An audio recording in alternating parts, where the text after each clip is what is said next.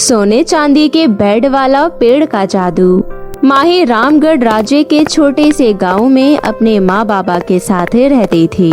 माही का परिवार बहुत गरीब था। उसके पिताजी दूसरों के खेतों में मजदूरी किया करते थे और उसी से उनके घर का खर्चा चलता था। लेकिन माही की माँ गायत्री बहुत ही समझदार महिला थी। वो कभी भी फिजूल खर्चे नहीं करती थी।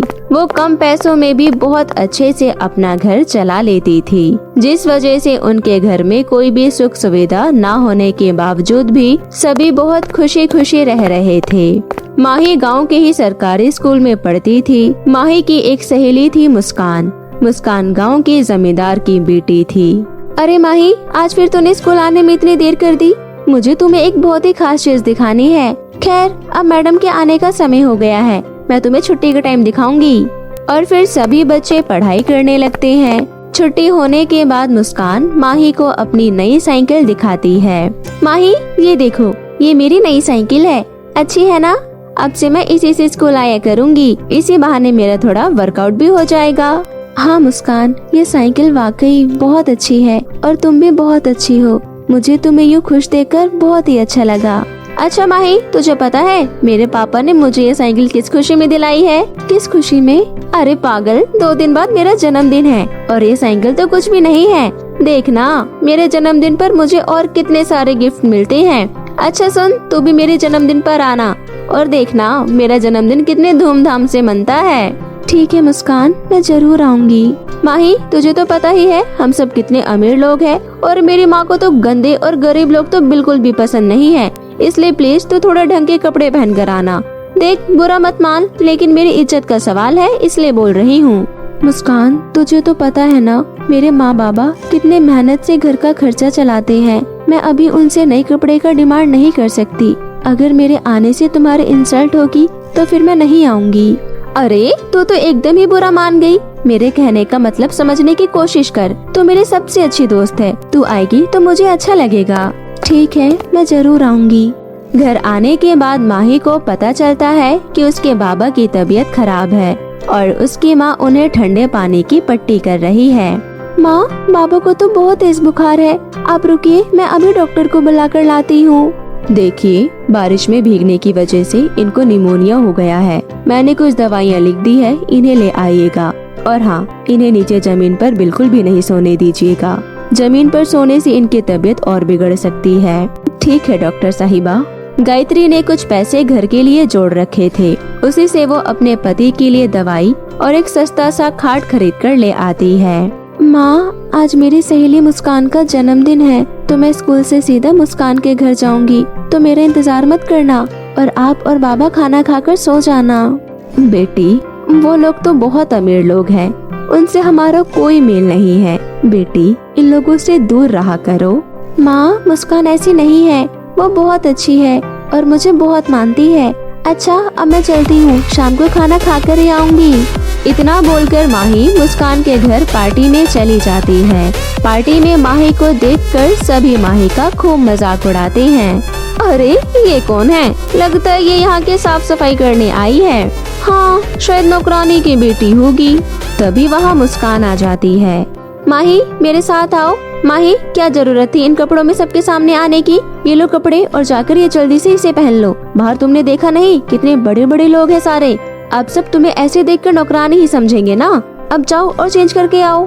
माही को ये सब बहुत अजीब लगता है, लेकिन वो मुस्कान का दिल नहीं दुखाना चाहती थी, इसलिए उसके दिए कपड़े पहन लेती है। लेकिन फिर भी पार्टी में सभी उसका खूब मजाक उड़ाते हैं।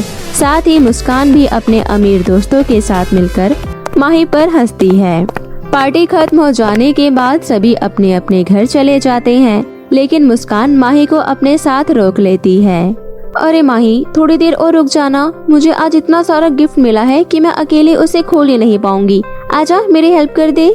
माही मुस्कान के साथ उसके गिफ्ट की अनबॉक्सिंग करने लगती है। साथ ही मुस्कान माही को अपने सारे गिफ्ट दिखाकर चढ़ा रही होती है। माही, तूने तो कभी ये सारे गिफ्ट देखे भी नहीं होंगे ना? हाँ, देखोगे भी कैसे? तुम्हारे पापा कितने गरीब हैं। अब तुम्हारे नसीब में ये सब कहाँ? तभी बाहर जोरों की बारिश होने लगती है। मुस्कान, मुझे अब घर जाना चाहिए। मेरे माँ बाबा मेरा इंतजार कर रहे होंगे पर बारिश इतनी तेज है कि मेरा जाना मुश्किल हो रहा है। तो तू चिंता क्यों कर रही है? ये रुक जा आज की रात। और वैसे भी तू घर पर तो बता कर ही आई है, तो वो लोग ज्यादा परेशान नहीं होंगे। इसी बहाने तुझे मेरे इतने बड़े घर में मुलायम से बिस्तर पर सोने का मौका भी मिल जाएगा। आखिर तुमने जीवन में कभी ऐसा बेड पर नहीं सोया होगा। माही के पास वहाँ रुकने के अलावा और कोई रास्ता भी नहीं था। वो मुस्कान के घर रुकने को तैयार हो जाती है। मुस्कान हर बात पर माही को खुद से नीचे दिखाने की कोशिश करती है। ऐसे ही जब सभी रात को खाना खा रहे थे तो मुस्कान माही से कहती है, अरे माही, तुम और लोगी कुछ? नहीं मुस्कान, मेरा पेट भर गया। अरे खा लो, पता नहीं जिंदगी में फिर दोबारा तुम्हें ऐसा खाना खाने को मिले भी या नहीं। वैसे भी तुम्हारे घर वाले खाने में कहाँ से ये सब बनाते होंगे। खाओ खाओ, खूब खाओ। मुस्कान का यूँ बार बार ताना देना माही के सीने में चाकू की तरह चुभ रहा था, लेकिन वो बिना कुछ बोले कमरे में चली जाती है। तभी मुस्कान बोलती है, माही तुम एक काम करो, तुम यहाँ बेड पर सो जाओ। तुम्हें फिर जिंदगी में दोबारा बेड पर सोने का मौका भी कभी नहीं मिलेगा। वैसे भी तुम लोग तो जमीन पर सोती होगी ना, पर आज बेड पर सोकर देखो, बहुत ही आराम मिलेगा। मैं अपने फेवरेट सोफे पर सो जाती हूँ। Good night.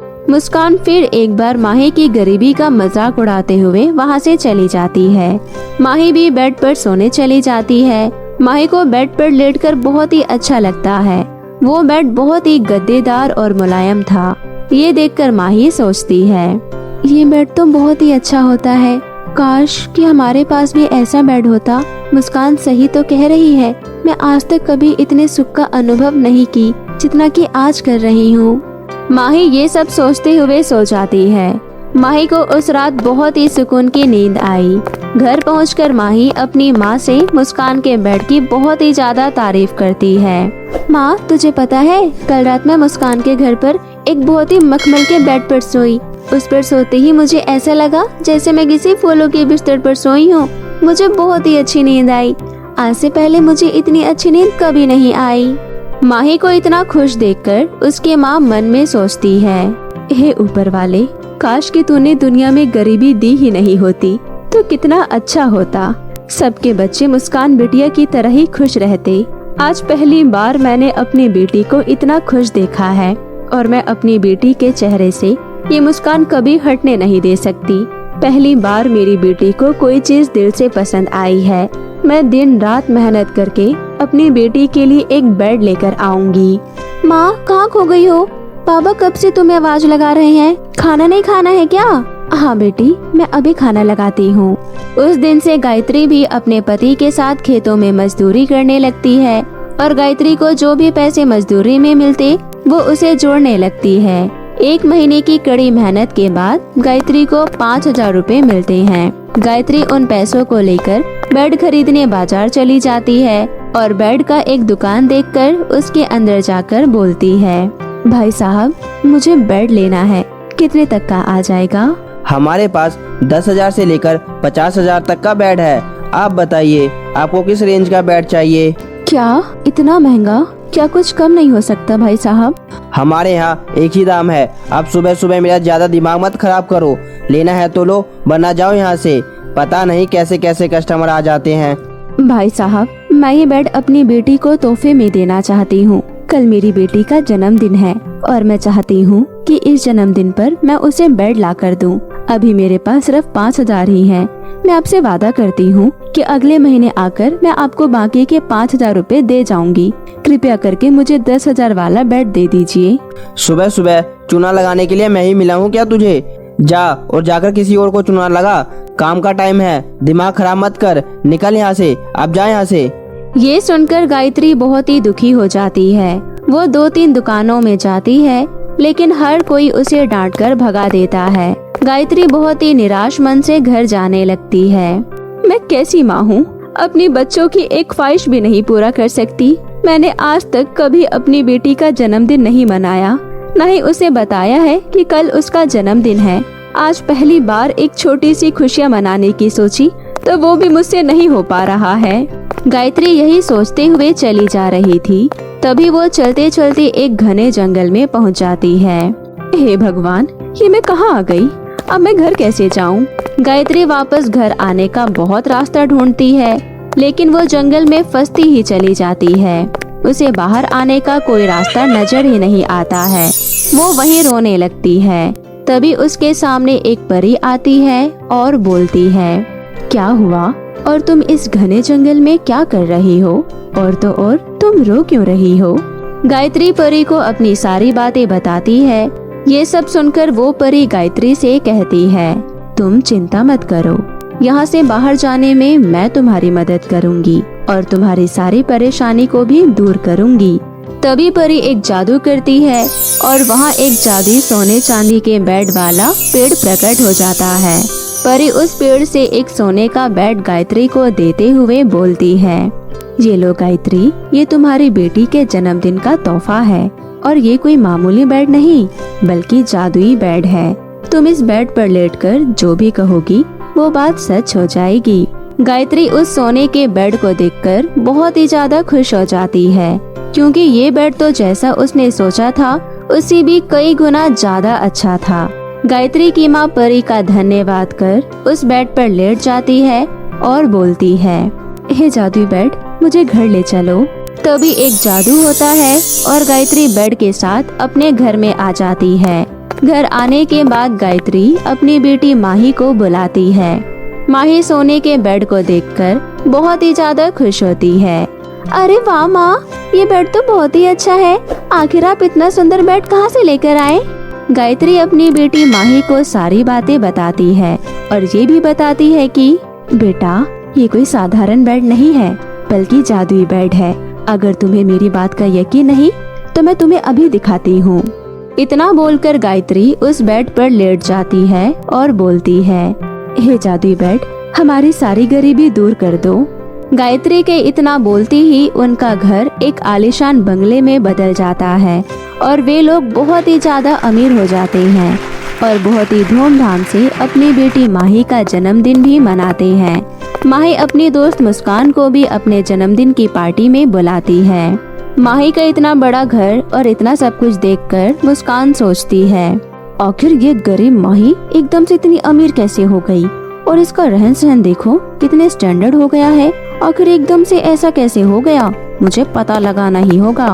मुस्कान जब माही के घर जाती है तब माही से पूछती है, अरे माही, अचानक से तुम लोग इतने अमीर कैसे हो गए? कोई लॉटरी वोटरी लगी है क्या? माही मुस्कान को उस जादुई सोने के बेड के बारे में सारी बातें बताती है। सब सुनने के बाद मुस्कान मन ही मन उस जंगल में जाकर उस परी से मिलने की सोचती है। अगले दिन मुस्कान परी से मिलने उस जंगल में चली जाती है। मुस्कान जंगल में परी को बहुत ढूंढती है, लेकिन उसे ना तो कहीं वो परी मिलती है और ना ही कहीं उसे वो जादुई पेड़ मिलता है। लगता है इस माही ने मुझसे झूठ कहा। यहाँ ना तो मुझे कोई जादुई बेड का पेड़ मिला, ना ही कोई परी। और तो और मैं तो घर जाने का रास्ता भी भूल चुकी हूँ। मैं इस जंगल से बाहर कैसे निकलूं? हे भगवान, मेरी रक्षा कर, मुझे बचा लो भगवान। मुस्कान बहुत ही ज्यादा रोने लगती है, लेकिन उसे जंगल से बाहर जाने का कोई रास्ता नहीं मिलता। तभी उसके सामने परी प्रकट होती है और कहती है, मुस्कान, ये मायावी जंगल है। इस जंगल से केवल नेक दिल इंसान ही बाहर जा सकता है, पर तुम यहाँ लालच में आई थी, इसलिए अब तुम इस जादुई जंगल से कभी बाहर नहीं जा सकती। परी जी, मुझे माफ कर दो, मुझसे बहुत बड़ी गलती हो गई। मैं अब कभी लालच नहीं करूँगी। मुझे कुछ नहीं चाहिए परी जी, बस मुझे मेरे माँ बाबा के पास पहुँचा दो। प्लीज परी जी, मैं आपसे वादा करती हूँ, मैं अब किसी का दिल नहीं दुखाऊंगी और न ही किसी से ईर्ष्या करूँगी, बल्कि मैं हर जरूरतमंद लोगों की मदद करूँगी। प्लीज परी जी, मुझे घर पहुँचा दीजिए। मुस्कान, तुम्हें अपनी गलती का एहसास हो गया है। मैं जानती हूँ कि तुम एक बहुत अच्छी लड़की हो, लेकिन तुम्हारे मन में लालच आ गया था, पर अब तुम उस लालच से बाहर आ चुकी हो। ये लो, ये जादुई चांदी का बेड है। इस बेड पर लेटकर तुम जो भी बोलोगी वो सच हो जाएगा। और ध्यान रहे, इसे हमेशा अच्छे के लिए इस्तेमाल करना, वरना ये बेड गायब हो जाएगा। मुस्कान परी का धन्यवाद कर उस जादुई चांदी के बेड के साथ अपने घर आ जाती है। उस दिन के बाद से मुस्कान पूरी तरह बदल जाती है और सभी की बहुत मदद करती है, वो भी बिना किसी को नीचा दिखाए। तो मेरे प्यारे दोस्तों, कैसी लगी आपको मेरी ये कहानी? मुझे कमेंट करके जरूर बताएं और इसे अपने दोस्तों के साथ भी शेयर करें। और हाँ दोस्तों, अगर आपने अब तक हमारे चैनल चंदा टीवी को सब्सक्राइब नहीं किया है तो प्लीज जल्दी से नीचे लाल बटन दबाकर अभी कर ले। तो मिलते हैं आपसे फिर किसी नई कहानी के साथ। तब तक के लिए आप अपना ध्यान रखें। धन्यवाद।